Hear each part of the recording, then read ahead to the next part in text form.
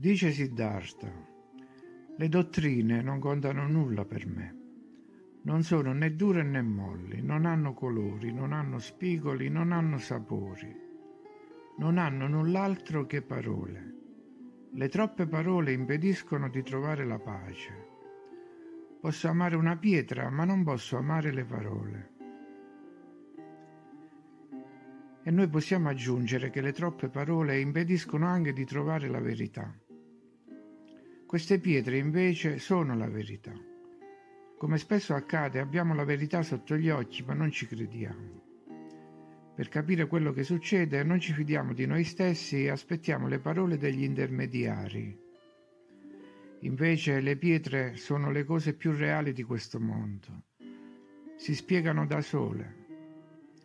Non le hanno potute falsificare, non le hanno potuto distruggere o nascondere. Soprattutto quelle grandi, ancora meglio se squadrate o arrotondate, cilindriche, levigate. Perché ci sono ancora se raccontano verità scomode? Perché 200 anni fa, quando tutto è stato revisionato, non avevano i mezzi per ridurle in pezzi. Poi alcune di quelle pietre hanno cominciato a essere oggetto di culto o di interesse turistico e non le hanno più toccate per non irritare i fedeli o bloccare una fonte di reddito. Molte altre pietre lavorate, soprattutto le statue, erano troppo belle e facevano gola alle élite, che le volevano nelle loro collezioni.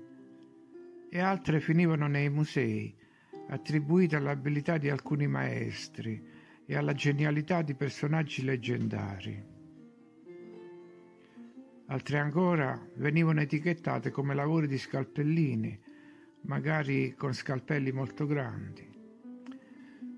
Tanto nessuno avrebbe avuto la possibilità di vederle tutte e stabilire delle connessioni. Poi però è arrivato internet e le immagini hanno cominciato ad accumularsi fino a diventare una valanga. Non hanno potuto evitarlo, poiché la rete era comunque necessaria ad altri scopi, come quello di raccogliere informazioni, e questo era un danno collaterale. Più controllo per loro, ma anche più informazioni per la gente. Un rischio comunque calcolato, visto che le persone si affidano sempre alle spiegazioni degli altri per farsi un'idea. E si affidano ancora a personaggi che si chiedono con finta ingenuità: ma come hanno fatto? Quale segreto avevano? E così la gente ripete: ma come hanno fatto? Qual era il loro segreto? Avevano le macchine, ecco il segreto. Erano giganti in molti casi e avevano macchine gigantesche.